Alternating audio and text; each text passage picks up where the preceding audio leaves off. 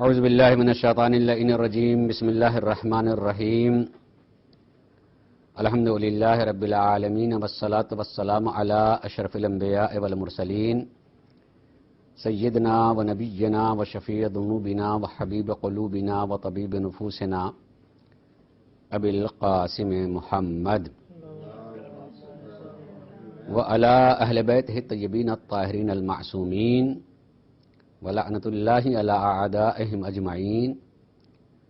من يومنا هذا إلى يوم الدين أما بعد. نہج البلاغہ صحیفہ نور کے عنوان سے گفتگو شروع کی ہے اور میں نے اس عنوان سے اپنی گفتگو کو منون کرنے کا سبب بھی بیان کیا، یعنی وجہ تسمیہ بھی بیان کیا کہ نہج البلاغہ صحیفہ نور ہے، اور حقیقت میں خود سید رضی علیہ الرحمہ نے جو مقدمہ لکھا ہے اس میں بھی آپ نے یہ بات تحریر فرمائی ہے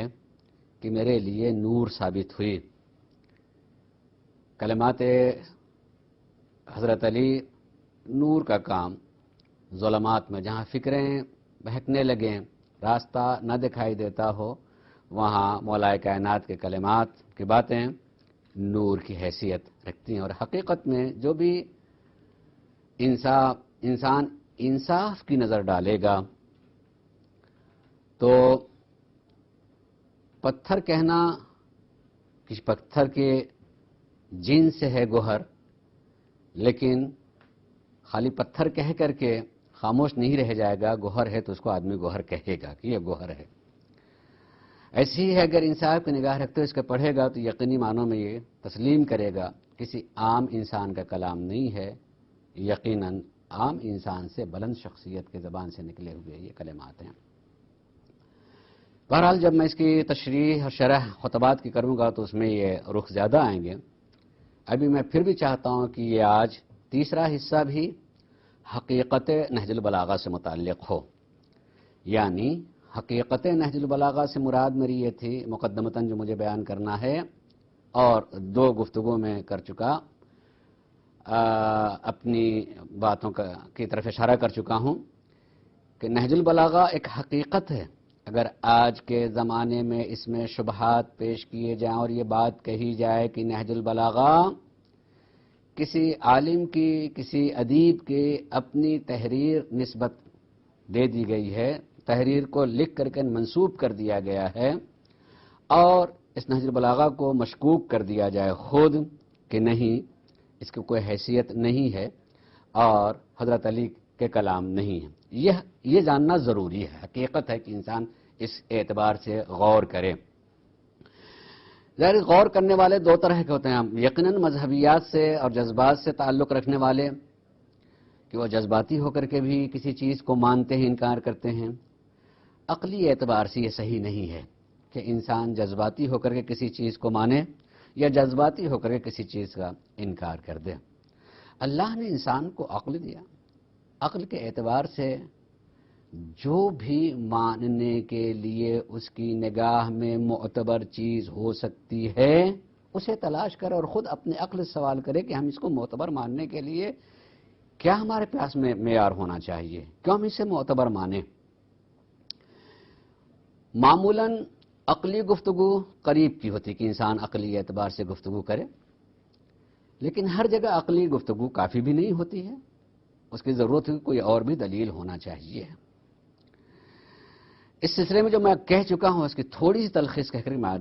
کر کے میں آگے بات بڑھاؤں. نہج البلاغہ وجود میں آنے کا ایک زمانہ ہے. ماننے کے لیے ایک سب سے بڑی چیز ہوتی ہے کہ ہم یہ جاننے کی صحیح اور کوشش کریں کہ جس زمانے میں نہج البلاغہ کو مرتب کیا گیا ہے، جمع کیا گیا ہے، کیا اس سے پہلے بھی کتابی شکل میں یا کتابوں میں ان چیزوں کا تذکرہ پایا جاتا ہے یا نہیں پایا جاتا ہے. میں جو بتا چکا ہوں وہ یہ کہ یقیناً پایا جاتا ہے، اور اس زمانے کی کتابیں دو طرح کی ہیں. کچھ کتابیں وہ ہیں جو کتابیں لکھی گئیں اور ایک زمانے تک رہیں مگر آج وہ کتابیں نہیں ہیں. وجوہات ہو سکتے ہیں، اس کے اسباب ہو سکتے ہیں. اچھا پتہ ہے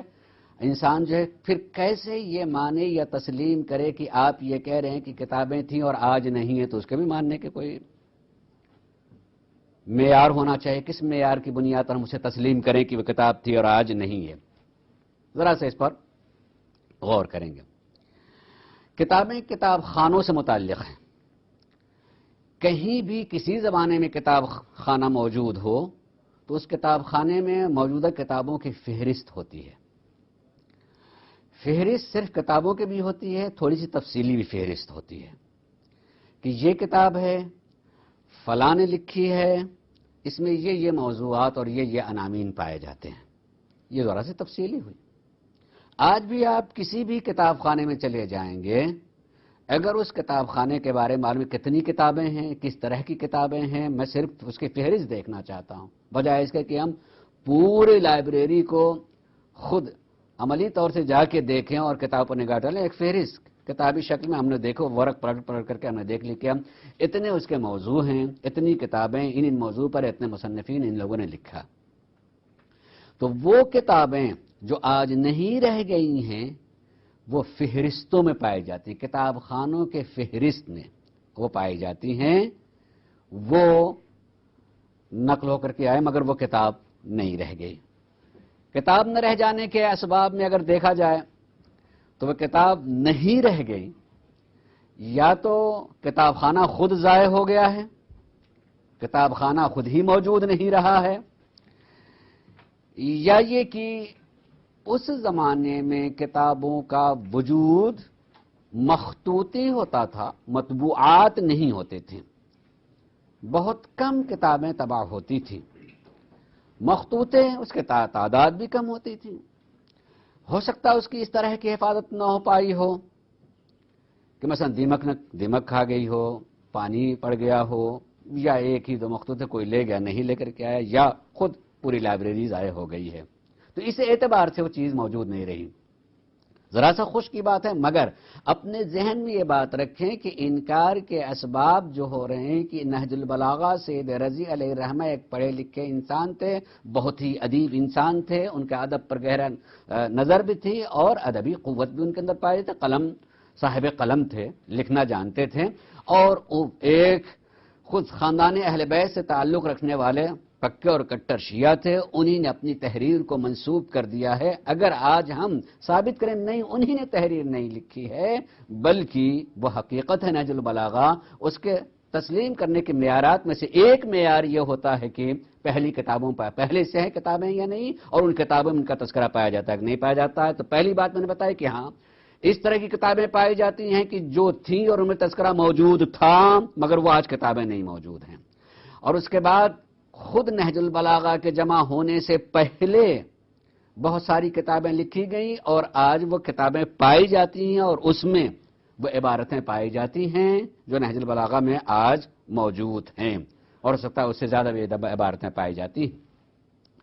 سید رضی علیہ الرحمہ نے جو جمع کیا. تیسرے وہ جو انہی کے زمانے میں اور علماء تھے اور افراد پائے جاتے تھے جن لوگوں نے اس زمانے میں بھی، جس زمانے میں خود سید رضی علیہ الرحمہ زندہ تھے اور کتابیں لکھی، صرف سرکار مولا کائنات کے کلام کو جمع کرنے کے لیے نہیں بلکہ کتابیں لکھی. اس میں ایک باب ایسا بھی ہے جو ان کے موضوع میں آتا ہے کہ جس میں سرکار مولا کائنات کے خطبات وغیرہ کو نقل کیا ہے. اس زمانے کی بہت ساری کتابیں میں نے اس کی فہرست میں بیان کی. تیسرے وہ کتابیں جو سید رضی علیہ الرحمہ کے نہ رہ جانے کے بعد وفات کے بعد لکھی گئی ہیں اور ان میں وہ پائی جاتی، نہیں کہ اس کا مدرک نہج البلاغہ ہے بلکہ اور جگہوں سے، ایک یہ تو نہج البلاغہ ہی کو مدرک قرار دیا اور وہاں سے نقل کیا، نہیں اور مدارک سے لے کر کے ان چیزوں کو جمع کیا ہے. اور چوتھا مرحلہ ہوتا ہے کہ ہم جس زمانے میں یعنی اسی صدی میں، اسی 50 سال کے اندر کتنی کتابیں نہج البلاغہ پر لکھی گئی ہیں، اس کی بھی ایک طویل فہرست ہے کہ نہج البلاغہ پر اتنی کتابیں لکھی گئی ہیں. کم سے کم 204 ایسی کتابیں ہیں جس میں سرکار مولائے کائنات کے خطبات، مکتوبات اور ان کے حکمت سے بھری ہوئی کلمات جو ہیں پائے جاتے ہیں 204 کتابیں۔ نہج البلاغہ کے وجود سے پہلے سے لے کر کے سن 1300 ہجری کے بعد تک، مثلا ہم 40 تک آ رہے ہیں تقریباً، اس حد تک اگر دیں 32-33 تک ہم آ رہے ہیں، اس حد تک جو ہے لکھی گئی ہیں۔ حتیٰ کہ آج کے زمانے میں ایسی کتابیں تقریباً 10 کتابیں میری نگاہ میں ہیں جو اس عنوان سے لکھی گئی ہیں کہ اگر نہج البلاغہ کے بارے میں آپ کو معلومات کرنا ہے تو جا کر کے لائبریری آپ تلاش کریں اور اس میں بیٹھیں اور کتاب دیکھ دیکھ کر کے انہیں خود ہی جو ہیں سہولت کے ساتھ آپ کو پہنچنے کے لیے کتاب مرتب کر دی ہے کہ اگر اس موضوع پر جو ہے آپ کو دیکھنا ہو یا یہ چیز آپ کو تلاش کرنی ہو یا اس چیز کو آپ تک پہنچنا تو کہاں سے مل سکتی ہے اور کس طرح آپ وہاں تک پہنچ سکتے ہیں۔ سہولتیں بہت ہیں، جیسے مثلا آج کل انٹرنیٹ پہ بیٹھنے والا بچہ بھی جانتا ہے کہ کسی موضوع پر ہمیں کسی چیز کو تلاش کرنا ہے تو گوگل پر جا کر کے کیا چیز ہم کرنا تو کتابیں میں وہ مل جائیں گی۔ تو ایک تو نیٹ نے اس چیز کو کر دیا ہے، کتابی شکلوں میں بھی ایسی کتابیں جمع ہو گئی کہ آپ اس ایک کتاب کو لے لیں گے تو مثلا فرض کیجئے خالی آپ کو یہ معلوم کرنا ہے کہ نہج البلاغہ میں کتنے موضوعات پر گفتگو کی گئی ہے تو بجائے اس کے کہ ورق نہج البلاغہ کا پلٹ کر کے آپ خود طے کریں کہ کتنے موضوعات پر گفتگو کی گئی ہے، ایک کتاب اٹھائی آپ نے، انہوں نے تفصیل سے بیان کر دیا حوالے کے ساتھ، تصدیق کے ساتھ کہ نہج البلاغہ میں اتنے موضوعات پر گفتگو کی گئی ہے۔ مثلا سہولت کے ساتھ انسان جو ہے اس تک پہنچ سکتا ہے۔ یا وہ خطبات جو نہج البلاغہ میں نہیں آ سکے ہیں اور موجود ہیں، الگ سے اسے دیکھنا چاہیں گے تو نہج البلاغہ میں جتنا موجود ہے اس موجود نہج البلاغہ سے الگ جتنا موجود نہیں کتابی شکلوں میں بھی موجود ہو چکا ہے۔ اور ابھی بالکل اسی 10 سال کے اندر ایک شخصیت نے جو اتنی محنت کی ہے کہ خود نہج البلاغہ ہی کو موضوع قرار دے کر کے انہوں نے دیکھا کہ نہج البلاغہ میں سرکار سید رضی علیہ الرحمہ نے خطبات کو مکمل جمع نہیں کیا ہے، چھوڑ کے جمع کیا ہے، چاہے اس کو چھوڑنے کی کوئی بھی وجہ رہی ہو، انہوں نے جان کے چھوڑ کے جمع کیا ہے یا یہ کہ ان کو وہ تحریر پڑھی نہیں گئی اس لیے جمع نہیں کیا ہے، یا جو ان کے پاس مدرک موجود تھا اس میں کچھ سطریں کرم خوردہ ہو گئی تھی اس لیے نہیں جمع کیا، کوئی بھی وجہ رہ گئی ہوں لیکن وہ جمع نہیں کر پائے۔ آج 10 جلدوں میں اس تمام خطبات کو چیزوں کو مکمل کر دیا ہے، 10 جلدیں اس کے مکمل ہو گئی ہیں۔ گویا یہ بھی ایک طرح کا ثبوت ہے کہ نہج البلاغہ سید رضی ہی کے کام کا نام نہیں بلکہ اس سے پہلے چیزیں پائی جاتی ہیں اور پورا موجود ہے۔ ہو سکتا ہو اس زمانے میں ان کو وہ کتاب نہ مل پائی ہو، بعد میں محنت کرنے والوں کو ملی ہے اور مل کر کے جو ہے انہوں نے اس چیز کو پورا کر دیا ہے۔ تو ایک معیار تو یہ ہے انسان کے ماننے کا کہ ہم جانیں کہ اس سے پہلے کتنے لوگوں نے جمع کی ہے، ان کے زمانے میں کتنے لوگ تھے، ان لوگوں نے بھی اس چیز پر کیا کہا، جمع کیا نہیں کیا ہے اور آج تک ان چیزوں پر کیا کام ہوا ہے۔ ایکاش کے انسان اس اعتبار سے بھی گفتگو کرے۔ یقیناً یہ بھی انصاف کا تقاضا ہے کہ آدمی اس عنوان سے بھی سوچے کہ اگر جہاں شبہات پیدا ہو گئے ہیں تو اس رخ سے بھی لکھا گیا ہے کہ فلاں نے یہ شبہ پیدا کیا ہے، فلاں نے یہ شبہ پیدا کیا ہے، فلاں نے یہ شبہ پیدا کیا ہے، فلاں نے یہ شبہ پیدا کیا ہے، تو یقینی طور پر اس عنوان سے بھی گفتگو ہے۔ لیکن میں ایک بہت اختصار کے ساتھ اتنی بات کہنا چاہوں گا کہ اگر ان شبہات میں دیکھیں تو خطبات میں اگر کہیں جائیں گے تو کسی خطبے میں کوئی شبہ پیدا ہو سکتا ہے تو وہ شبہ وہاں پیدا کیا گیا جس خطبے میں کسی شخصیت سے متعلق گفتگو کی گئی ہے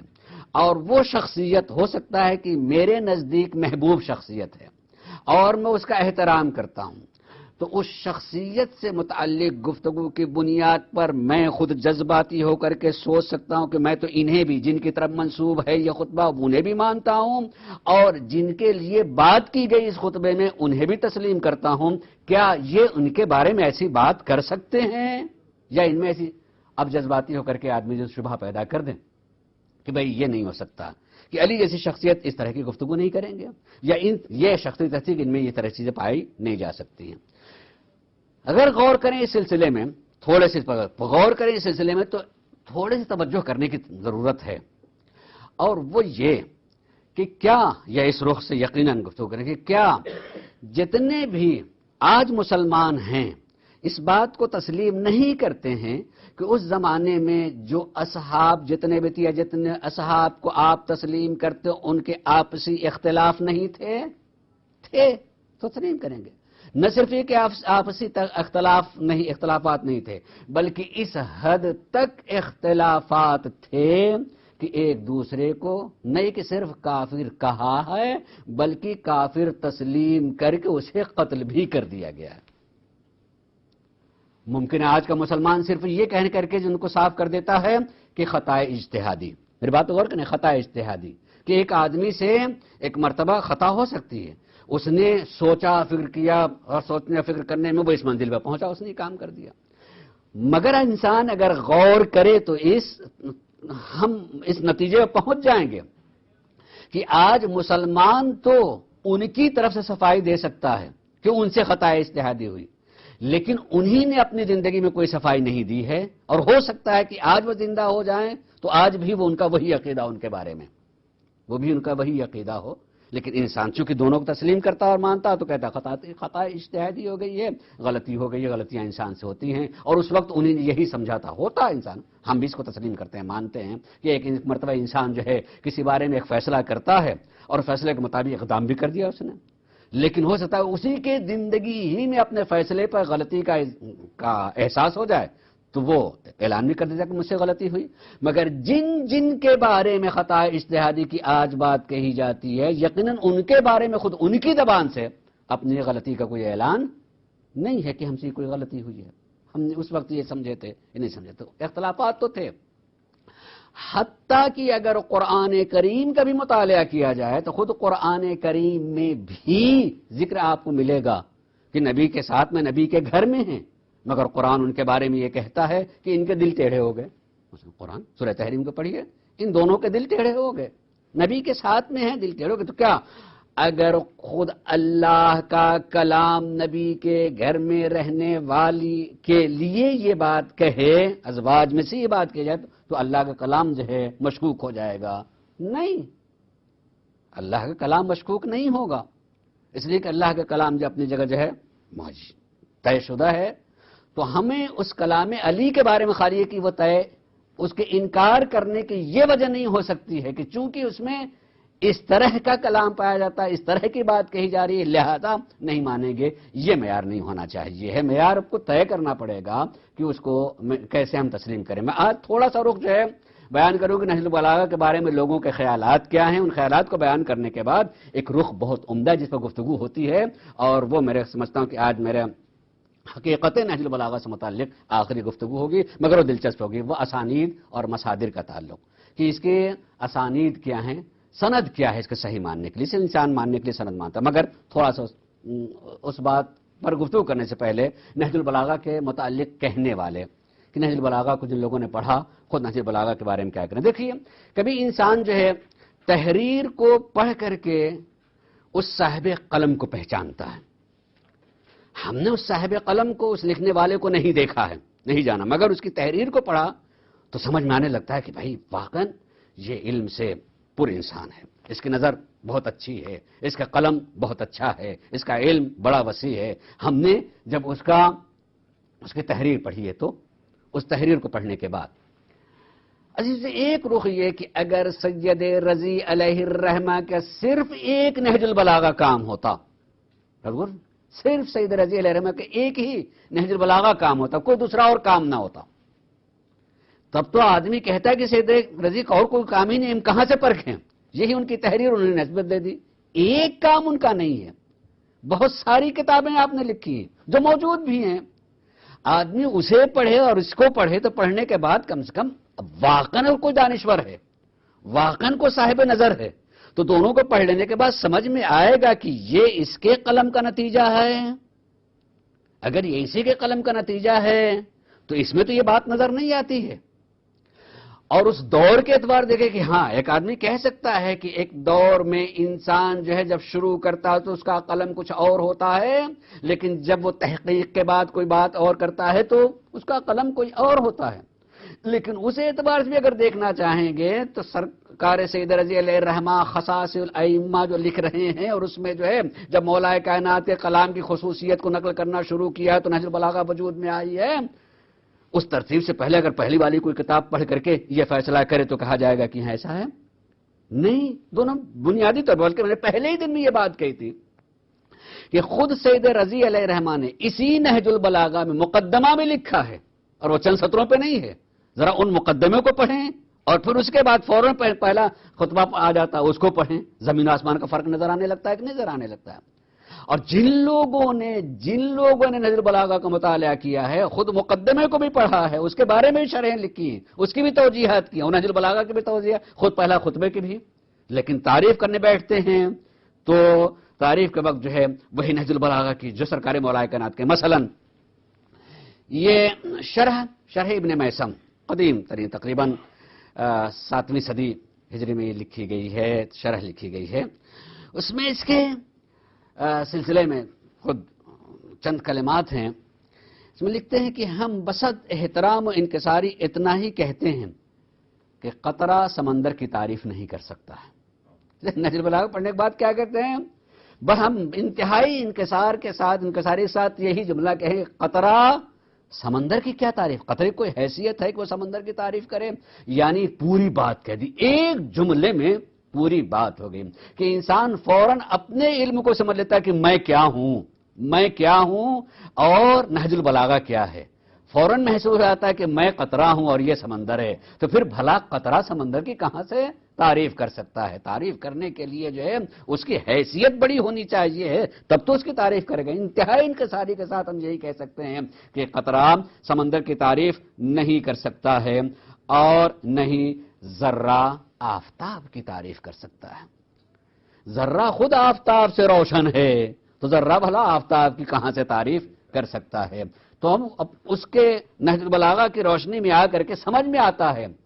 کہ ہم ذرہ ہیں اور وہ آفتاب ہے، ہم ذرہ آفتاب کی جو ہے تعریف نہیں کر سکتا ہے۔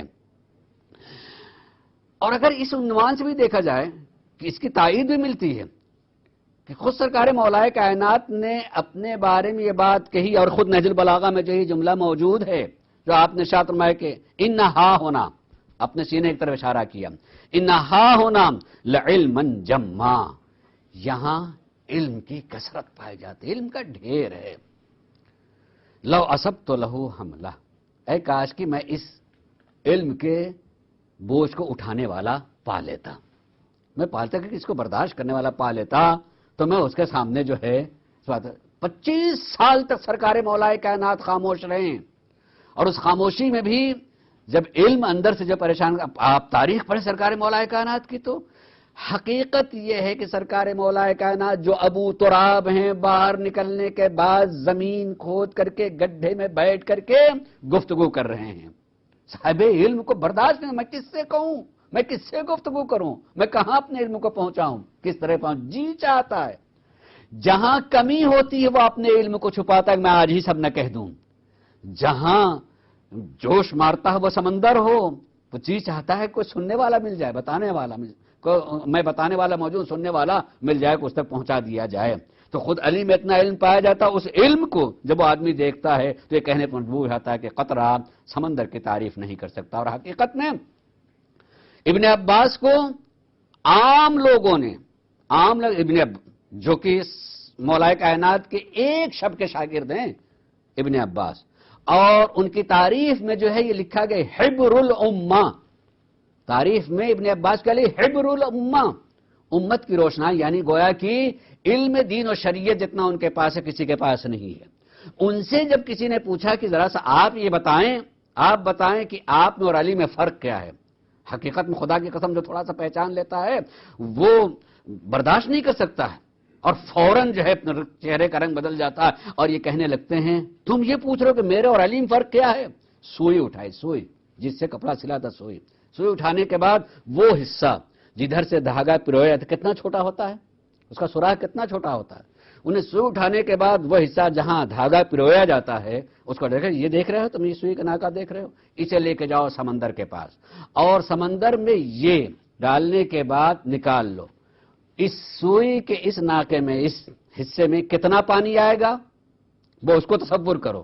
اب اس کو تصور کر لینے کے بعد جو ہے میں فرق بتا دیتا ہوں. جتنا اس میں پانی آیا وہ میں ہوں اور پورا سمندر علی ہے. پورا سمندر جو ہے علی ہے. اب آپ ذرا نسبت دیکھیں, جسے پوری امت حبر الامت کہے, وہ ابن عباس جب علی کے علم کی بات آتی ہے تو یہ کہتے ہیں کہ میرے فرق کو سمجھنا چاہتے ہو یہ دیکھو کہ سوئی کے ناکے کو سمندر میں ڈال کر کے نکال لو کتنا پانی آئے گا, وہ اتنا علم میرے پاس میں ہے اور سارا سمندر, ساتوں سمندر وہ علی ہیں. علم جو ہے علی کا علم ہے. اب اگر ان کا کچھ علم آ گیا ہے تو پڑھنے والا جب پڑھے گا تو حقیقت میں جو ہے اس تحریر سے, جس نے علی کو نہیں دیکھا ہے, نہ دیکھنے کے باوجود بھی حقیقت میں وہ ماننے کے لیے جو ہے اور کہنے کے لیے مجبور ہو جائے گا کہ نہیں, یہ کہنے والا, یہ بولنے والا, یہ کہنے والا بڑا عظیم ہے, اس سے بڑی کوئی شخصیت نہیں ہو سکتی ہے.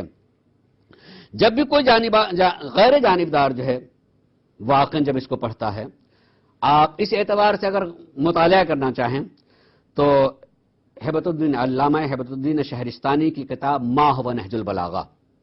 انہی نے دنیا کے عظیم مفکرین کے اقوال کو نقل کیا ہے کہ نہج البلاغہ کے بارے میں ان لوگوں نے کیا کہا ہے, کیا ذکر کیا ہے. ما هو نہج البلاغہ, نہج البلاغہ کیا ہے, اس عنوان سے انہوں نے لکھا ہے. اور اس میں دنیا کے تمام دانشوروں و مفکروں کو جو خود مذہب و مسلک اسلام سے تعلق نہیں رکھتے ہیں مگر علم سے تعلق رکھتے ہیں, ادب سے ان کا تعلق ہے, علمی دنیا سے ان کا تعلق, دانشور ہیں, مفکر ہیں, پڑھے لکھے ہیں, تو جو بھی صاحب علم ہوتا ہے کسی تحریر کو پڑھتا ہے تو تحریر سے اس محرر کو, اس لکھنے والے کو, صاحب قلم کو پہچانتا ہے. اسی میں سے دو تین باتوں کو جو ہے میں نے نقل کیا ہے. تو ما هو نہج البلاغہ میں علامہ شہرستانی استاد امین نخلا عیسائی ہیں, استاد دانشگاہ بھی رہے ہیں, یونیورسٹی کے جو ہیں استاد رہے ہیں. ان کے قول کو نقل کیا ہے کہ خود استاد امین نخلا لکھتے ہیں کہ میرے کچھ چاہنے والے تھے, اس میں سے ایک صاحب ذوق انسان تھا, اس نے مجھ سے یہ تقاضا کیا کہ آپ میرے لیے 100 بہترین قسم کے جو ہیں کلمات جمع کر کے, میں چاہتا ہوں کہ 100 بہت عمدہ قسم کا, چونکہ آپ ادیب ہیں, آپ بہت صاحب نظر ہیں, بہت عمدہ قسم کے عربی جملے جو ہیں جو بھی پڑھے تھے ایک مرتبہ اس کی رگ علم پھڑک جائے کہ کتنا بہترین جملہ ہے. اس نے مجھ سے تقاضا کہ 100 جملے جو ہیں آپ میرے لیے جمع کر دیں. اس کا تقاضا آیا آپ کے پاس, لکھا تو اس نے خط میں لکھا تھا, تو اب اس کو جواب لکھ رہے ہیں, جواب میں لکھ رہے ہیں. جواب میں کچھ جملے پھر بتا رہا ہوں کہ ما هو نہج البلاغہ میں استاد امین نخلا جواب میں لکھتے ہیں کہ انجیل بلاغت نہج البلاغہ میرے سامنے ہے. جملہ دیکھیں, کہتے ہیں کہ انجیل بلاغت نہج البلاغہ میرے سامنے ہے, انگلیوں سے میں صفحات کو پلٹ رہا ہوں. انجیل بلاغت نہج البلاغہ میرے سامنے ہے اور انگلیوں سے میں اس کے صفحات کو پلٹ رہا ہوں, الٹ پلٹ رہا ہوں. قسم ہے معبود کی, قسم ہے معبود کے مجھے سمجھ میں نہیں آتا ہے کہ اس گوہر سے بھرے ہوئے خزانے سے میں 100 کیسے چن لوں. چننے کا مطلب یہ ہوتا ہے کہ ایک کو میں دوسرے کے مقابلے میں بہتر سمجھوں تب تو چنوں نا,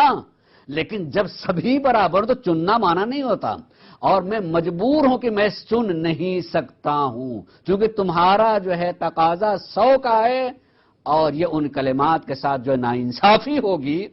کہ میں صرف 100 اس میں سے نقل کروں. جتنے ہیں سب دے دیا جائے تو بھی اپنی جگہ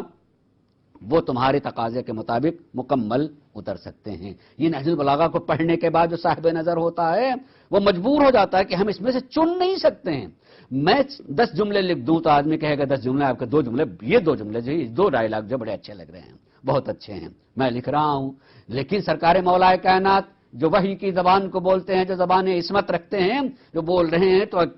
عام انسان پڑھتا ہے تو اس کی بس کی بات نہیں ہے کہ وہ اپنے علم کے معیار سے اس میں سے چنے کہ یہ بہتر ہے اس کے مقابلے میں. اور واقعاً انصاف کی نظر رکھتا تھا, لہذا صحیح بات لکھی کہ چونکہ تمہارا تقاضا جو ہے 100 جملے کا ہے, ظلم ہوگا اس کے ساتھ میں کہ میں 100 نقل کروں اور کہوں کہ یہ بہتر ہیں, یہ اس کے ساتھ میں ظلم ہوگا پورے کلمات کے ساتھ میں. یہ دوسرے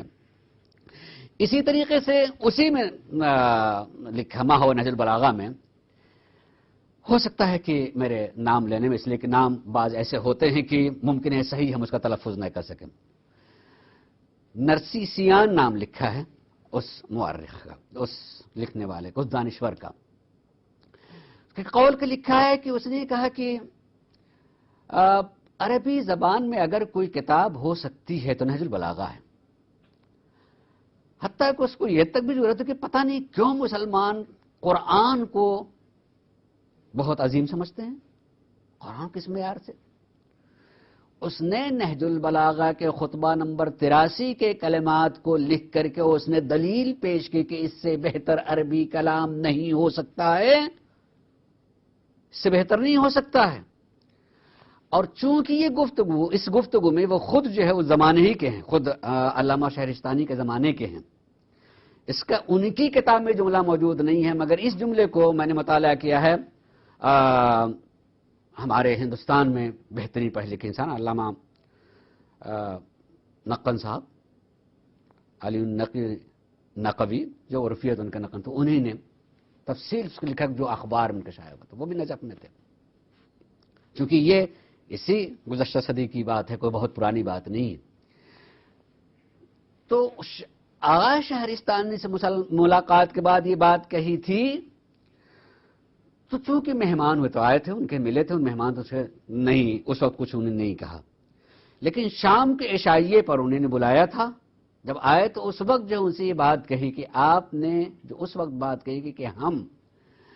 آخر کیوں قرآن کو بہتر مانتے ہیں اور نہج البلاغہ کو نہیں؟ آپ نے نہج البلاغہ کو پڑھا، آپ کو کچھ سمجھ میں آیا، آپ نے سمجھنے کے بعد یہ بات کہی ہے کہ اگر کوئی کتاب کہی جا سکتی ہے بہتر عربی ادب میں تو نہج البلاغہ سے بہتر کوئی نہیں ہے، یہ آپ کہہ سکتے ہیں، ٹھیک ہے، لیکن ہم تو قرآن کو اس لیے بہتر مانتے ہیں کہ خالق نہج البلاغہ قرآن کو بہتر مانتا ہے۔ جس نے نہج البلاغہ، جس کی زبان سے نکلے ہوئے کلمات نہج البلاغہ ہو جائیں اور ان کو پڑھ کر کے آپ سب سے بہتر کہیں، تو آپ یہ سوچیں کہ قرآن کتنا بلند ہے کہ جو نہج البلاغہ کو وجود دے سکتا ہے وہ قرآن کو معجزہ الہی مانتا ہے۔ وہ اس لیے ہم اس قرآن کو مانتے ہیں کہ قرآن اللہ کی کتاب ہے اور عظیم کتاب ہے۔ اس نے یہ اپنی بات گویا کہ عظمت نہج البلاغہ کے سلسلے میں بات کہی کہ جملے بتا رہے کہ اس سے بہتر جو ہے کوئی چیز نہیں ہو سکتی ہے۔ اسی کے ساتھ ساتھ اور بھی کلمات ہیں جو بہت سارے لوگوں نے کہا ہے، مثلا میرے مطالعہ بلکہ اسی میں ہے، ما ہوا نہج البلاغہ میں استاد ازہر رہ چکے ہیں، الازہر کے یونیورسٹی کے استاد، سن 1307 میں ان کا انتقال ہوا ہے، میر صفی ان کا نام تھا۔ انہیں نہج البلاغہ کے بارے میں کہا کہ میں بہت سارے نوابغ، دانشور، عقلاء، ادیب دیکھے اور پڑھے، مگر جیسے کلمات اس زبان سے نکلے ہیں، مجھے کہیں ایسے کلمات، ایسے جامع، اتنے مختصر کلمات میں جو ہے اتنی بڑی بات کی گئی کہیں مجھے مطالعے میں نہیں ملا ہے۔ تو نہج البلاغہ پڑھ لینے کے بعد جنہوں نے سرکار مولائے کائنات کو نہیں دیکھا،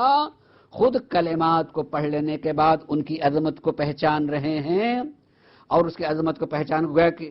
اگر نہ پہچانا ہوا آدمی ہو تو ان کے کلام سے پہچاننا چاہے تو آدمی پہچان سکتا ہے۔ یعنی ایسے ہی لکھنے والوں نے، حالانکہ ان کا کلام نہیں سے بہت پہلے کا ہے، کہ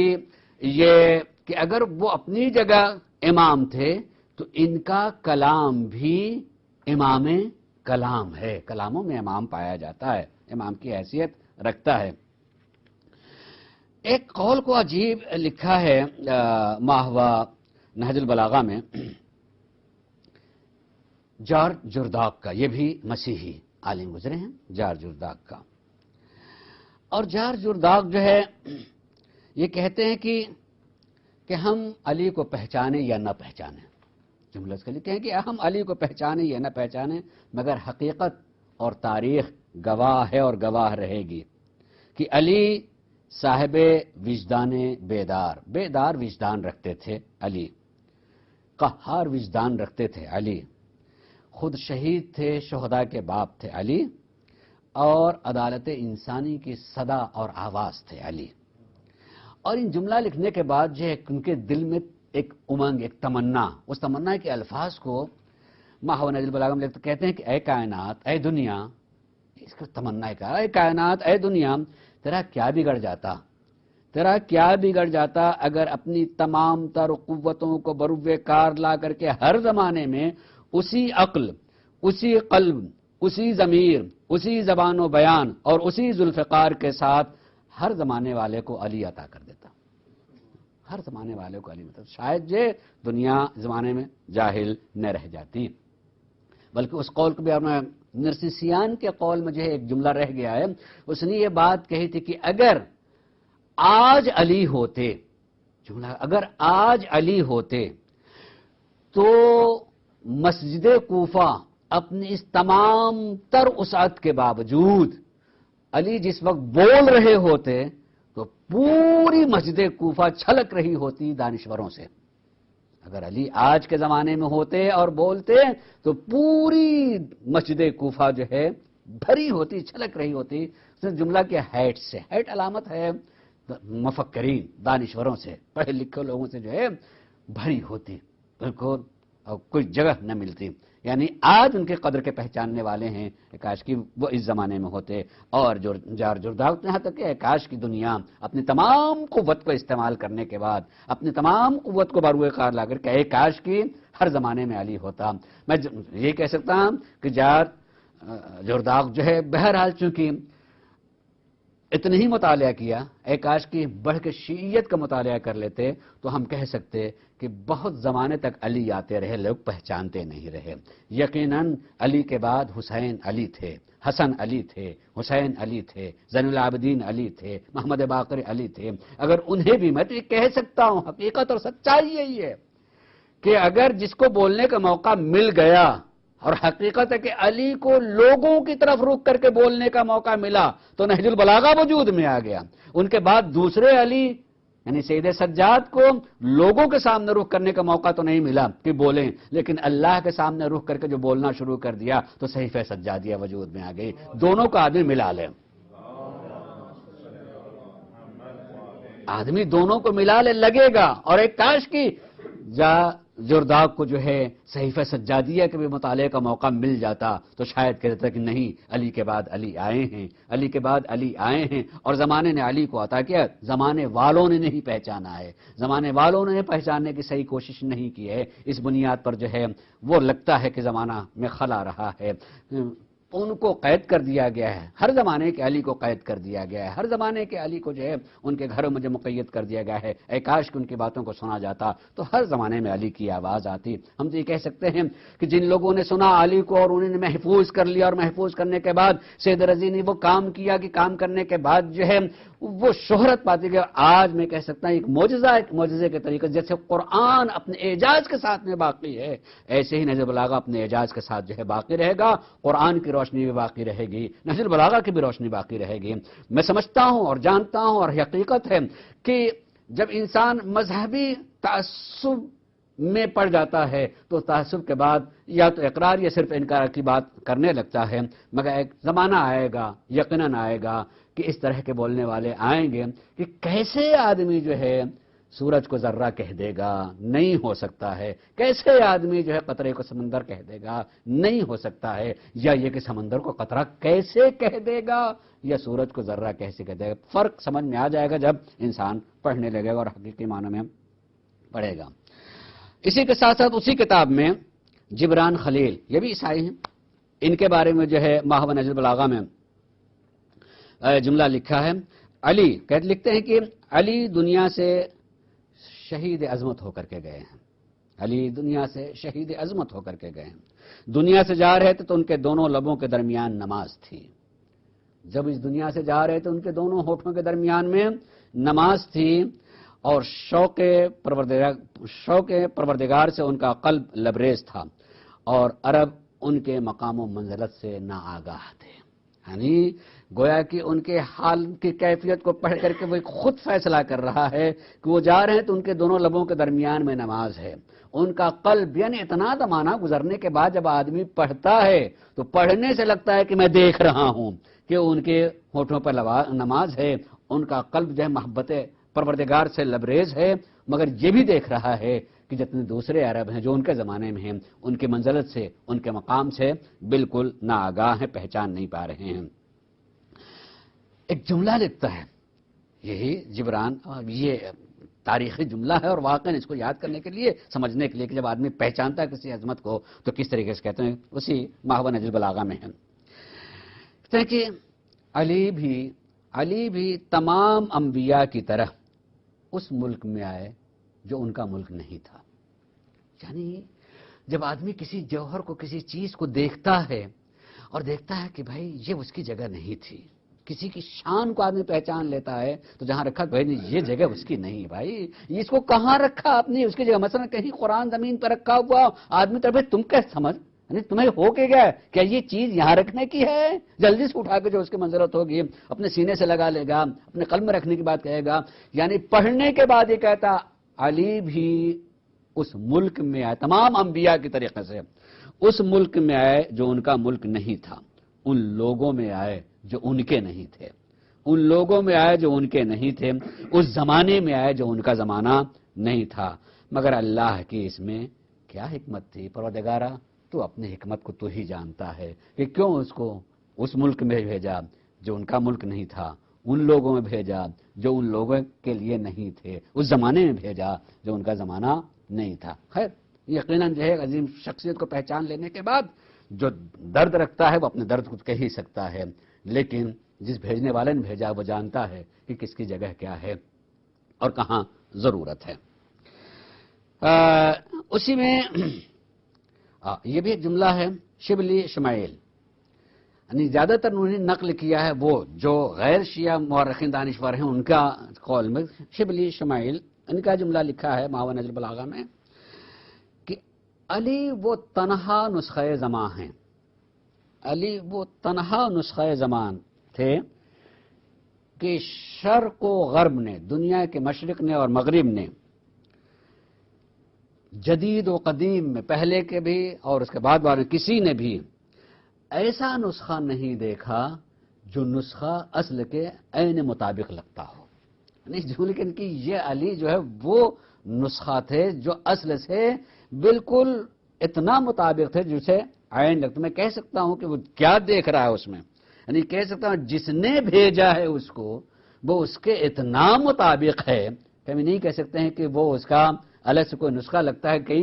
وہی نہ ہو، وہی نہیں۔ میں کہہ سکتا ہوں کہ علی کے زمانے میں اگر ان کے قریب کوئی جائے اگر بہک رہا ہو تو وہ الگ کی بات ہے، اتنے زمانے کے بعد بھی اگر کوئی علی کا مطالعہ کرتا ہے تو کہتا ہے کہ جدید و قدیم زمانے میں کوئی ایسا نسخہ دیکھنے کو نہیں ملتا جو اصل کے اتنا مطابق ہو کہ کوئی فرق ہی نہ لگتا ہو۔ تو نہج البلاغہ اور علی کی ذات اور یہ سب کچھ جو ہے نہج البلاغہ کو پڑھنے کے بعد، ان کے قول کو پڑھنے کے بعد جو ہے یقینی طور پر ان افراد جو ہے اس طرح کی باتیں کہہ رہے ہیں۔ اور بھی بہت سارے رخ ہیں عزیزان گرامی، میں اس میں ایک رخ اور پیش کرنا چاہوں گا کہ بعد کے معاصر میں جو بعد میں کتابیں لکھی گئی ہیں، بعد میں بہت ساری کتابیں لکھی جو ہمارے زمانے میں پائی جاتی ہیں، متاخرین نے، یعنی اس عصر میں، اس صدی میں جو گزری، اس میں جو بہت ساری کتابیں لکھی گئی ہیں، اس میں سے مثلا فتح اللہ کاشانی کی شرح ہے تنبیہ الغافلین اور تذکرۃ العارفین، جس میں جو ہے تذکرہ موجود خالی نہج البلاغہ ہی کی نہیں اور بھی مولائے کائنات کے کلمات کا تذکرہ پایا جاتا ہے۔ اور ایک شرح نہج البلاغہ کی لکھی ہے فاضل علی ابن حسین زورائی کی، جو اسی دور کی لکھی ہے، اور شیخ حسین ابن شہاب الدین حسین ابن محمد عامل کرکی نے بھی نہج البلاغہ کی شرح لکھی ہے۔ حبیب اللہ خوئی ان 14 جلدوں میں جو ہے شرح لکھی ہے جو اسی دور کی ہے۔ اور اس کے علاوہ نظام الدین گیلانی انوار الفصاحت کے نام سے، ملا صالح قزوینی شرح نہج البلاغہ انہوں نے بھی لکھی ہے۔ شیخ محمد عبد ایک بہت ہی مصری عظیم عالم ہے، شیخ محمد عبد، انہوں نے بھی شرح نہج البلاغہ لکھی ہے۔ محمد نائل میر صفی جو استاد الازہر کے تھے، انہیں بھی شرح نہج البلاغہ لکھی ہے۔ اور معجم بھی لکھی گئی ہے اس کی نہج البلاغہ کی، یعنی موجم کرنا جیسے قرآن کے موجم ہیں کہ اگر کوئی بھی جملہ کہیں تلاش کرنا چاہتے ہیں تو وہ کہاں سے ملے گا، کس طریقے سے تلاش کریں گے، اس طرح سے بھی لکھی گئی. تو اس زمانے میں بھی بہت ساری کتابیں لکھی گئی ہیں، اور وہ کتابیں جو ہو سکتا ہے کہ اس سے انسان جو ہے بہت حد تک جو ہے فائدہ حاصل کر سکتا ہے، اس کی بھی ایک طویل شرح ہے. میں صرف آخر میں تاکہ میں آج یہ بات کو کہہ سکوں کہ نہج البلاغہ میں شبہ کا ایک رخ اور ہے، اور یہ ذرا سا فکری ہے، اس پر غور کرنے کی چیز ہے. شبہ پیدا کرنے کے لیے کہ نہج البلاغہ کے آسان کی سند نہیں پائی جاتی. نہج البلاغہ کی سند نہیں ہے. ظاہر ہے آپ نہج البلاغہ پڑھیں گے، اس میں خطبہ نمبر 1 2 4 اس میں تین ہی کا اس خطبے کو فلاں اور فلاں اور فلاں اور فلاں اور فلاں اور فلاں نے بیان کیا،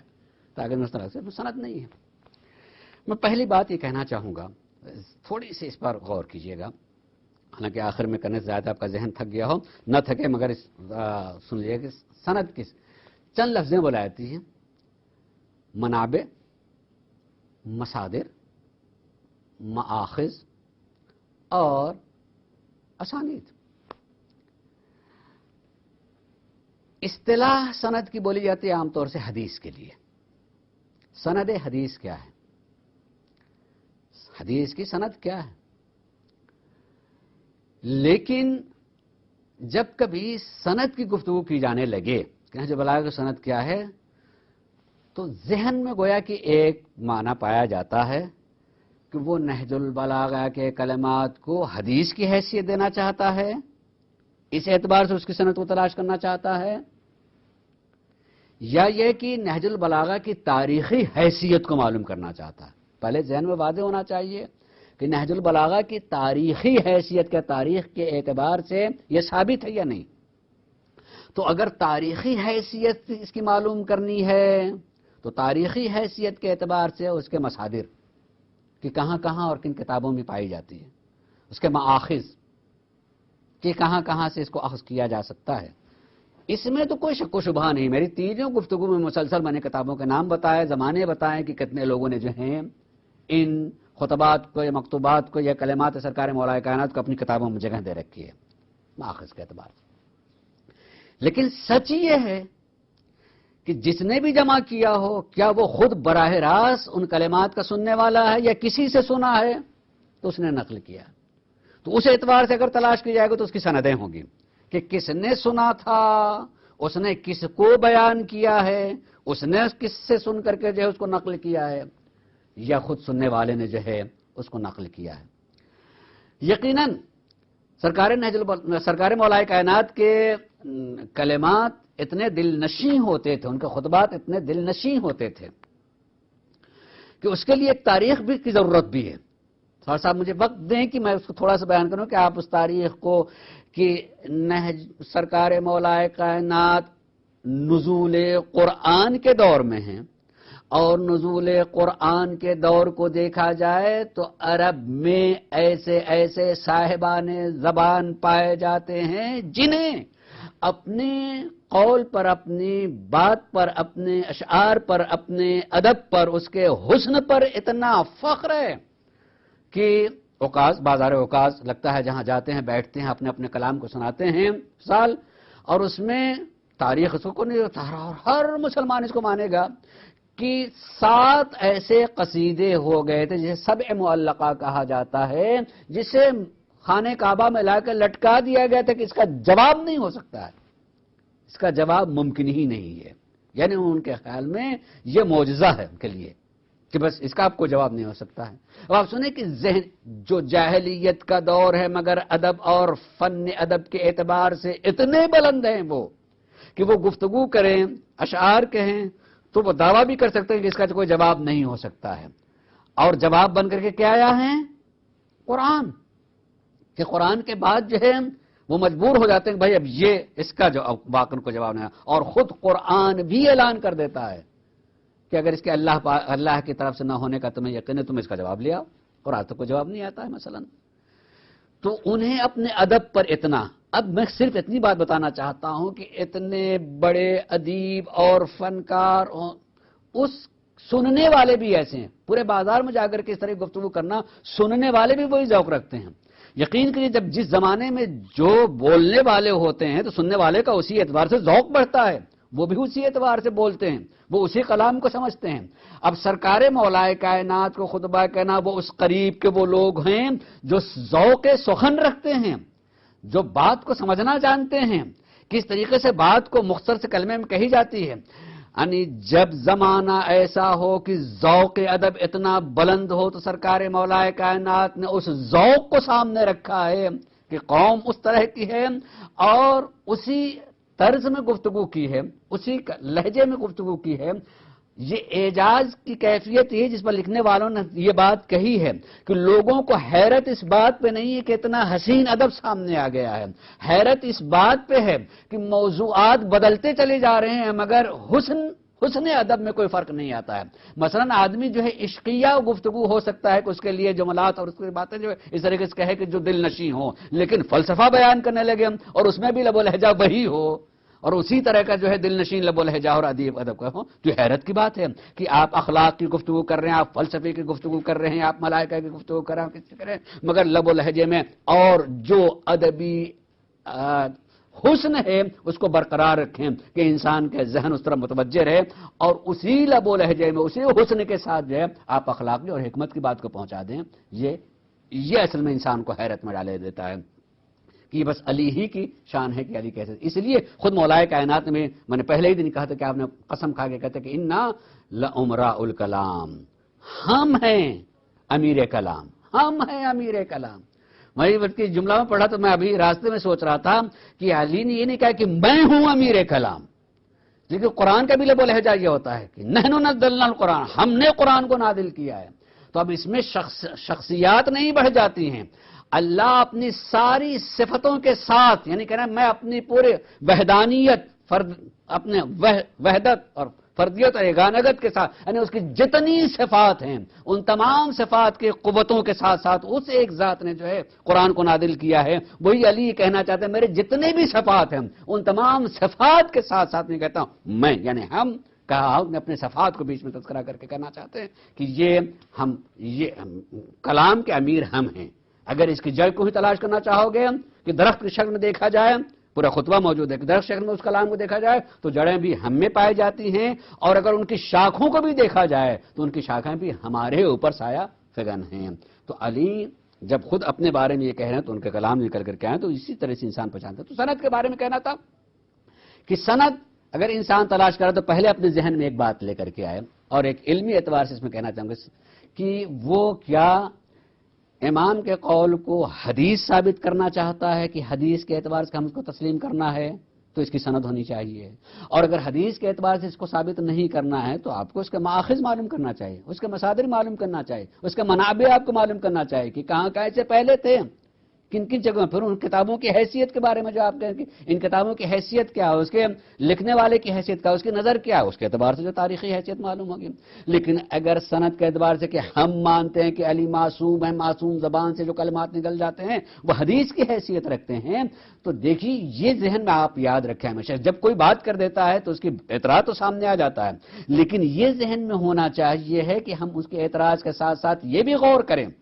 کہ ایک چیز جو ان کے ہاں معیار ہو، کسی ایک مذہب میں، کسی ایک مسلک میں، کسی ایک جماعت میں، کسی ایک گروہ میں ہو سکتا ہے کسی چیز کو ایک معیار، ایک علمی حیثیت دی گئی ہے۔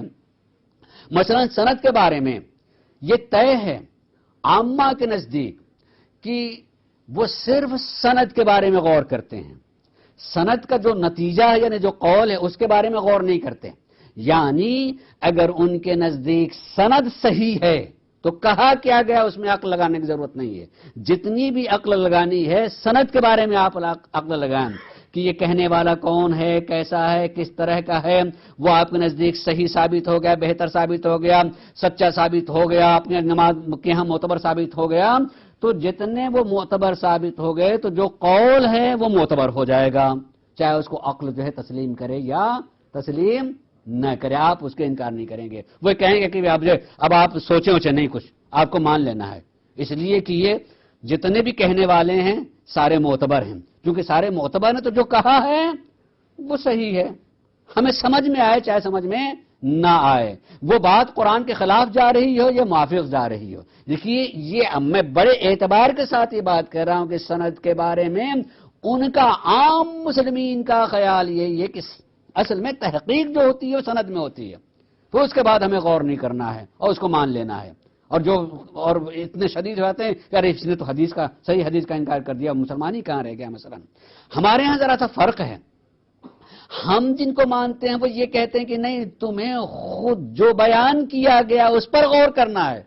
کہ وہ قرآن کے موافق ہے یا نہیں ہے، مطابق ہے یا نہیں ہے۔ حتیٰ کہ وہ اپنا نام بھی لے کر کے یہ کہتے ہیں کہ اگر ہمارے نام کے ساتھ کوئی بات منسوب ہو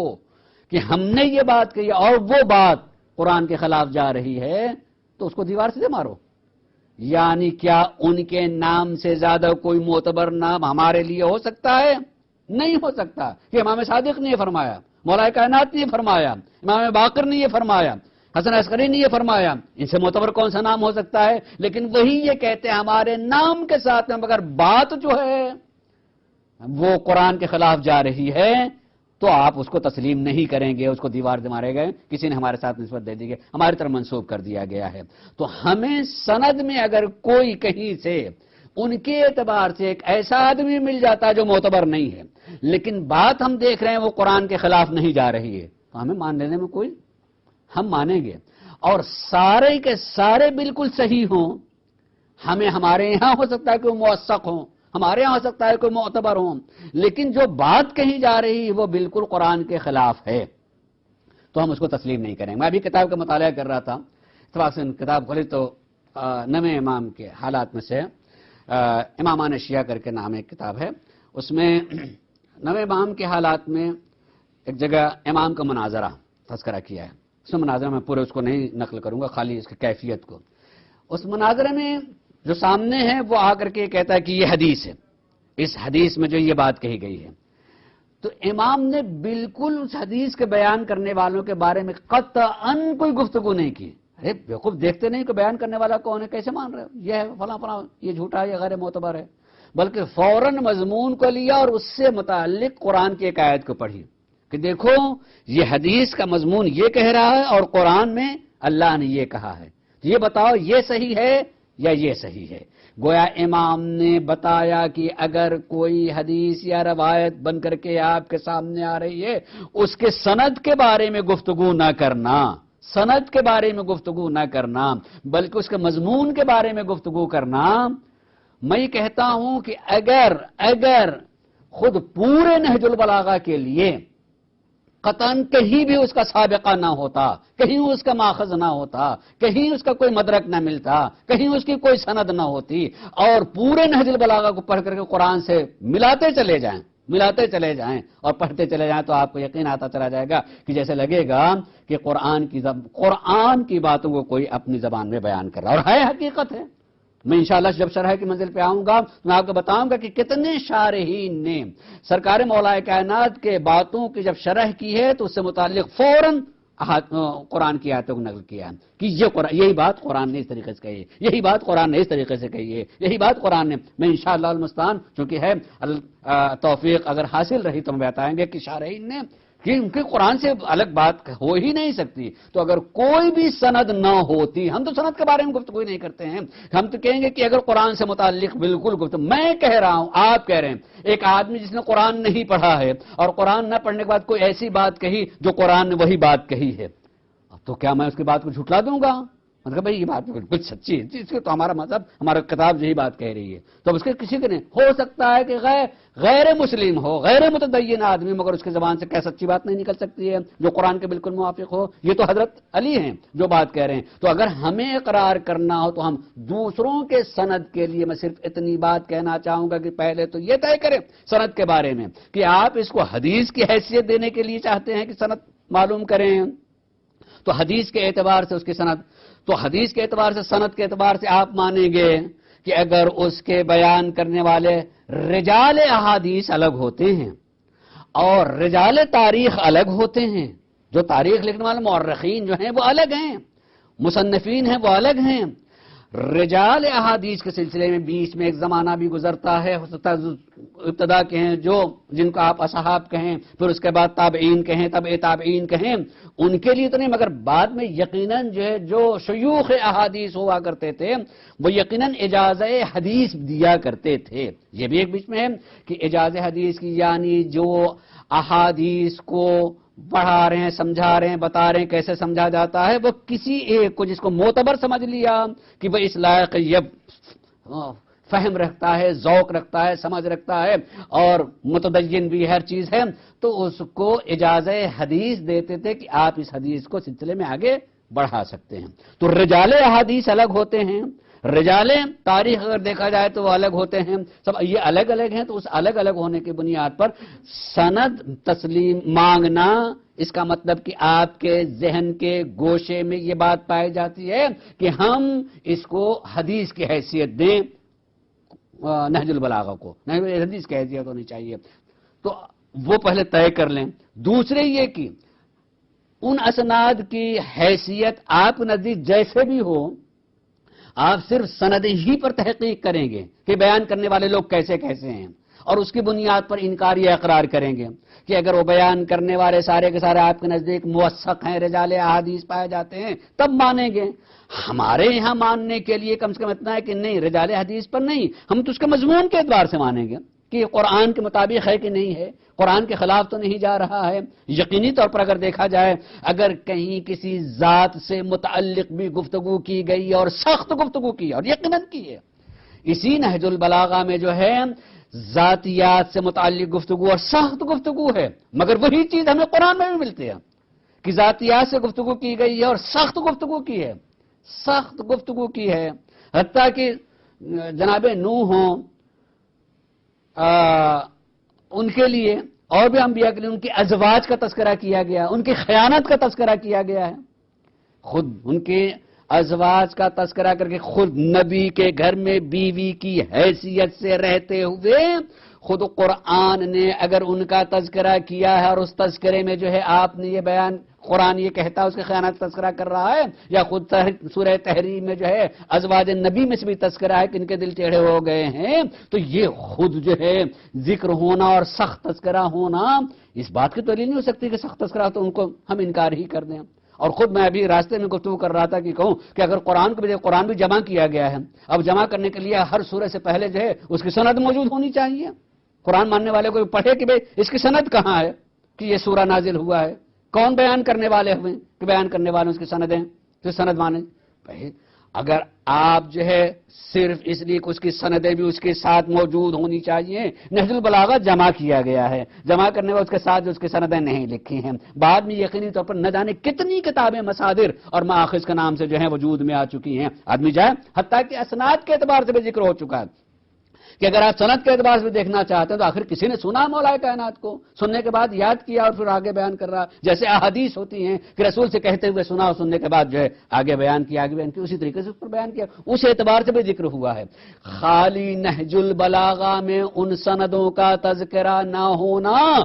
میں ابھی اس وقت کسی حدیث کو پڑھوں اور اس میں ساری اس کی سند کو بیان نہ کروں تو یہ غلط کہنے کا، یہ نہیں کہہ سکتے آپ یہ غلط کہہ رہے ہیں کہ حدیثی نہیں اس لیے کہ آپ نے سند نہیں بیان کیا، نہیں، میں یہ کہوں گا کہ نہیں، اگر اس کے سند کو دیکھنا ہو یا اس میرے ماخذ کو دیکھنا ہو، میں کہاں سے اس کو لے کے آیا ہوں تو میں بتا سکتا ہوں فلاں فلاں کتاب۔ ویسے ہی نہج البلاغہ جمع کرنے والے نے ایک کلام کی خصوصیت کے اعتبار سے جمع کیا ہے، جسے خصائص الائمہ لکھ رہے ہیں، تو اس میں معصوم کے قول کے کلام کی خصوصیت کیا ہوتی ہے اس اعتبار سے جمع کر رہے ہیں، انہی نے اس اعتبار سے جمع کر رہے ہیں کہ اس کو منوائیں ہم کہ اس کی تاریخی حیثیت کیا ہے، حدیث کی حیثیت کیا ہے، تو نہیں۔ اگر آج آپ کو اس اعتبار سے دیکھنا ہے کہ تاریخ کے اعتبار سے کتنا معتبر ہے، حدیثی اگر رنگ دیا جائے، حدیث کا رنگ دیا جائے تو اس کا کتنا معتبر ہونا چاہیے، کتابیں موجود ہیں، آدمی جو ہے اس میں آ کر کے یقینی طور پر جو ہے مطالعہ کر سکتا ہے، پڑھ سکتا ہے، شک پیدا کر کے انسان جو ہے ایک گوہر نایاب، بلکہ کہوں گا کہ صحیفہ نور سے انسان کو دور کر رہا ہے۔ اگر کسی کو روشنی لینی ہے اور روشنی میں آنا ہے تو یقیناً اس کلام کو ملائے قرآن سے اور دیکھے کہ علی کے زبان سے جو باتیں نکلی ہوئی ہیں قرآن سے کتنی قریب قریب ہے. ہو سکتا ہے کہ قرآن ہمیں وہ سارے مفاہیم ہمارے ذہن میں نہ سکے تو سہارا بنتا ہے نہج البلاغہ قرآن فہمی کے لیے بھی. تو قرآن کے ماننے والوں کو تو نہج البلاغہ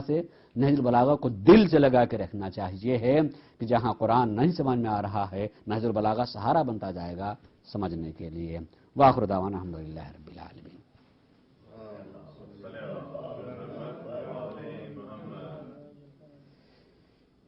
جی اگر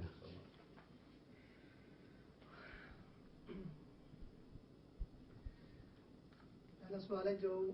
کہا جاتا ہے کہ دوسری کتابوں میں یہ خطبات ملتے ہیں تو کیا ان میں سے یہ سارے خطبات اسی انہی حرفوں میں ملیں گے یا کوئی ویریشن ہے ان میں؟ غالباً میں نے پہلے تقریر میں یا درس میں یہ بات کہی تھی کہ جتنی بھی پہلی کتابیں ہیں وہ مخطوطے ہیں ہاتھ سے لکھے ہوئے. آج جو ہے ایک لکھا گیا پھر ظاہر ہے اسی کی طباعت ہوگی. اس میں اگر پہلے میں غلطی ہے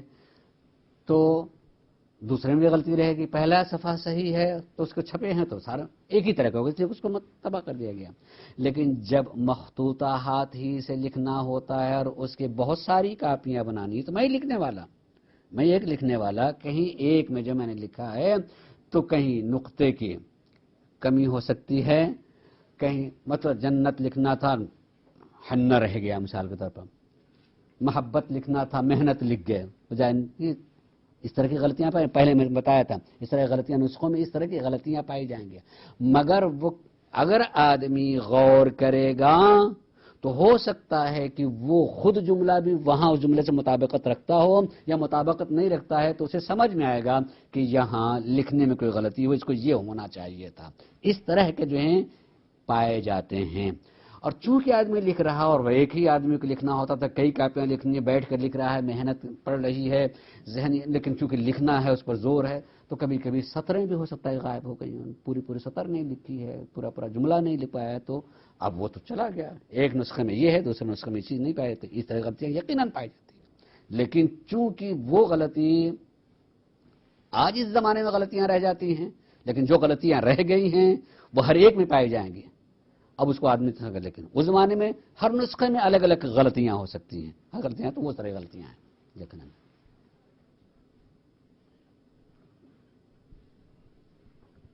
صاحب سید رضی کی شخصیت کو پہچاننے کے لیے اس کی جو آپ نے ذکر فرمایا باقی تصانیف مختصراً کون سی اور یہ نہج البلاغہ یہ کتنے ٹائم میں اس نے مرتب کیے تقریباً؟ میں چونکہ میرا چوتھا یہ ہوگا ان شخصیت ہی پر ان کو ہم گفتگو کرنی ہے, چونکہ میں حقیقتاً نہج البلاغہ سے متعلق اپنی 3 یہ تقریر میں گفتگو کر لی ہے. میرا چوتھا حصہ ہوگا خود سید رضی علیہ رحمہ کی شناخت. تو انشاءاللہ اگلے جمعہ کو اس سلسلے میں جو ہے میں اس میں تذکرہ کرنا چاہوں گا. آپ کو عمر ہی زیادہ کہیں نہیں ملی, صرف 46 سال آپ کی عمر تھی.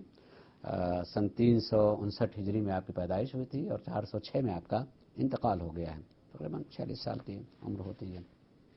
40 سال میں آپ چلے گئے دنیا. لیکن کہ بہت ہی نابغہ قسم کے آدمی تھے اور آپ نے جو ہے بہت سارا کام کیا ہے. انشاءاللہ اس میں ہم تذکرہ کریں گے, بتائیں گے. ایک اور سوال ہے کہ اگر کہا جاتا ہے کہ ابن حدید یا دوسرے جن لوگوں نے شرح لکھی ہے وہ دوسرے مکتبہ فکر سے تعلق رکھتے تھے, تو ہم ان کو کیوں سند کے لحاظ سے استعمال کرتے ہیں؟ نہیں, پھر میں ایک مرتبہ کہنا چاہوں گا کہ میں نے بتایا کہ سند اور ماخذ دو اعتبار سے اس پر ہم سند کے اعتبار سے اس وقت ان کی گفتگو کریں گے جب ہم نہج البلاغہ کو حدیث کو عنوان سے گفتگو کرنا چاہیں کہ حدیث ہے تو اس کے راوی یہ ہے مثال کے طور پر. ہم سند نہیں ماخذ, نہج البلاغہ ماخذ کے اعتبار سے یا تاریخ کے اعتبار سے, تاریخ کی کڑی ہیں وہ انہوں نے اس چیز کو تسلیم کیا ہے تو ہم اس کو نہیں ہے کہ نہج البلاغہ کی عبارت کے صحیح یا غلط ہونے کے سلسلے میں ان کے اعتبار یا عدم اعتبار پر کسی چیز کے ماننے نہ ماننے کی گفتگو نہیں کر رہے ہیں. تاریخی اعتبار سے, ایک وجود کے اعتبار سے, ماننے کے اعتبار سے. اور دوسری بات جو میں نے ابھی یہ بات کہی کہ سند کے اعتبار سے بھی اگر ہم اس کی گفتگو کریں، سلسلے روات کے اعتبار سے، راوی کے اعتبار سے، سند کے اعتبار سے ہم تسلیم کریں، تو جب ہمارے یہاں معیار بدل گیا کہ ایک عامۃ المسلمین میں یہ ہے کہ سند کا سلسلہ صحیح ہونا چاہیے ہے، کہا کیا گیا اس پر غور کرنے کی ضرورت نہیں ہے، ہمارے یہاں اگر سند کے تسلسل میں بھی کوئی ایک آدھ گڑبڑ بھی نکل جاتا ہے، مگر جو بات کہی گئی ہے وہ قرآن کے خلاف نہیں جا رہی ہے، تو ہم اسے تسلیم کریں گے، تو چاہے ابن الحدید ہی کیوں نہ ہو۔ اب آپ اس میں کہیں کہ یہ اس وقت بات کریں کہ آپ تو اس عنوان سے مانتے ہیں نا کہ قرآن کے موافق و مخالف، آپ ذرا سی اس کو قرآن کے مطابق کر کے بتائیے، یا ہم مخالف ہونے کے عنوان سے بتا رہے ہیں، تب وہ رخ پیدا ہوگا کہ ہم اس میں گفتگو کریں۔ میرا ایک سوال ہے جی، وہ یہ ہے کہ کیا ایسی کوئی کتاب ہے یا نہج البلاغہ کی ایسی کوئی جسے کہنا چاہیے کاپی ہے جس کے اندر یہ وضاحت کی گئی ہو کہ یہ جو خطبہ ہے اس کے مخاطبین جن سے خطاب کیا گیا وہ کون تھے یا کس وقت دی گئی ہے؟ ایسی کوئی ہے نہج البلاغہ کی کوئی کتاب؟ نہیں، اگر مختصر خالی دیکھنا ہو ہر شرح، چونکہ نہج البلاغہ ایک ظاہر ہے کہ ایک واقعی چیز ہے کہ مولا کا کلام ہے، جی، تو ہمارا مقصد یہ ہے پوچھنے کا کہ کیا وہ ایسا ہے کہ بعض اوقات کہ مثلا فی الموضوع کسی موضوع کے بارے میں، لیکن یہ نہیں بتایا گیا اس کا مخاطب کون ہے یا کس موقع پہ کی گئی، ایسی کوئی جتنے نہیں، ہمارے گھر میں جو پائی جاتی ہے مفتی جعفر حسین علی اللہ مقام کا، ہر خطبے سے متعلق انہی نے تھوڑا سا لکھا ہے اس پس منظر کو کہ یہ خطبہ کس وقت اور کن لوگوں کے سامنے، کون لوگ تھے، سپاہی لوگ تھے، مخالف لوگ تھے، موافق لوگ تھے، جنگ پہ گئے تھے، گھر میں تھے، راستے میں تھے، اور کہاں یہ خطبہ کہا گیا ہے، کوئی پکڑ کے آیا تھا، کسی پکڑنے گئے تھے، سب کا پس منظر جو انہوں نے تھوڑا سا لکھا ہے، اور بہت ہی یہ کوئی جدید اس کی پرنٹ ہے یا کوئی پرانا؟ نہیں، پرانی ہے، اسی میں اس میں ہے، موجود ہے، سب میں تھوڑا تھوڑا موجود ہے، اور شرح میں جتنی بھی شرح ہیں پرانی بھی قدیم، اس میں تو سب میں ہے، اس میں تو سب میں ہے، الگ سے خالی اس کے مواقع کی ضرورت نہیں ہوتی، جہاں شرح کی جا رہی ہے وہیں اس کی ضرورت ہوتی ہے کہ اس شرح میں اس کو بتایا جائے کہ اس کا مورد کیا تھا، اس کا موقع کیا تھا، اس کا محل کیا تھا، اور مخاطب لوگ کون تھے، ہے موجود ہے۔ نہج البلاغہ کب لکھی گئی اور اس میں جن لوگوں نے ریفرنسز دیے ہیں تو وہ مطلب آپ نے 3 اہل نصارہ کے لوگوں کا مینشن کیا، تو مسلمانوں نے بھی اس بارے میں کچھ باتیں کمنٹ کی ہیں؟ ہاں، بہت سارے ہیں، بہت سارے اس میں اور یہ مطلب کون سی صدی میں نہج البلاغہ؟ میں ابھی ہم اسی صدی کی، اسی بالکل۔ صاحب یہ ایک آخری کوشچن ہے میرا، نہیں، اسی صدی سے مراد 20ویں صدی، تو یہ 21ویں میں نہیں ہے۔ صاحب یہ جس طرح آپ نے فرمایا کہ یہ جو بزام خواہش جو علمی طبقہ ہے، پہلے جنہوں نے پچھلے لیکچر میں فرمایا کہ انہوں نے نہج البلاغہ کو یکسر یہ کہہ کے رد کر دیا کہ پوری کی پوری اس میں گالیاں ہیں، حالانکہ ان کی جو جس طرح آپ نے فرمایا کہ انہوں نے اپنے دور میں کفر کے فتوی لگا کے قتل کر دیے، لیکن اس کے لیے جسٹیفائی کرتے کہ اشتہائی غلطی، پھر کیا وجہ ہے کہ وہ یہ حالانکہ پورے کا پورا نور ہے کلام نہج البلاغہ، اس کے بارے میں پھر یہ اس طرح کے کمنٹس نہیں دیتے ہیں؟ کیا یہ مذہبی تعصب کی بنا پہ تھا؟ میں نے تو اپنی بات میں یہی کہ مجھے چشمہ تک کہ تعصب کا چشمہ جب تک نہیں اتاریں گے آدمی، اور جب تک تعصبی جذبات سے آدمی الگ نہیں ہٹے گا، ایک علمی اعتبار سے کہ کوئی بھی گفتگو کرنے کے لیے ایک علمی لب و لہجہ اختیار کرے، آدمی کہے، جیسے اس میں یہ بات کی کہ من طالع الناس، جو کوئی بھی اس کا مطالعہ کرے گا، وہی کہنے کا کوئی اس کا مطلب کسی نے مطالعہ نہیں کیا ہے، یعنی کتنی سامنے کی بات ہے کہ جو بھی مطالعہ کرے گا وہ دیکھے گا فی سب سری کہ اس میں واضح گالیاں ہیں، خود ہمیں سمجھ میں آ رہا کوئی پر کیا اس میں کوئی مطالعہ نہیں کر رہا ہے یا کسی نے مطالعہ کیا نہیں ہے، صرف آپ پہلے مطالعہ کرنے والے ہیں، تو یہ بالکل واضح لگ رہا ہے کہ مذہبی تعصب ہے۔ اور اس میں جو بات کہی ہے کہ اس میں فلاں فلاں کے لیے مثلا برائیاں بیان ہیں، تو میں کہہ سکتا ہوں کہ اگر قرآن آج کفار پڑھیں ہوئے کہیں کہ اس میں ہمارے خداؤں کی برائیاں کی گئی ہیں تو اللہ کے کلام نہیں، تو آپ مان لیں گے، چونکہ وہ اپنے خداؤں کو جو ہے اچھا سمجھتے ہیں اور قرآن نے اس کے پر فرض کی لعنت کی ہے، تو یہ کہیں کہ چونکہ ہمارے خداؤں کی برائیاں کی گئی لہذا ہم نہیں مانتے، تو ایسی بات ہے کہ آپ جس کو مانتے ہیں اگر اس کی کوئی برائی دکھائی دے رہی ہے تو اس کو ایک معصوم کا کلام نہیں مانتے، یا ایک رہبری خلیفہ کا، یہ عقلی چیز نہیں۔ جی شکریہ. اللہ اللهم صل على محمد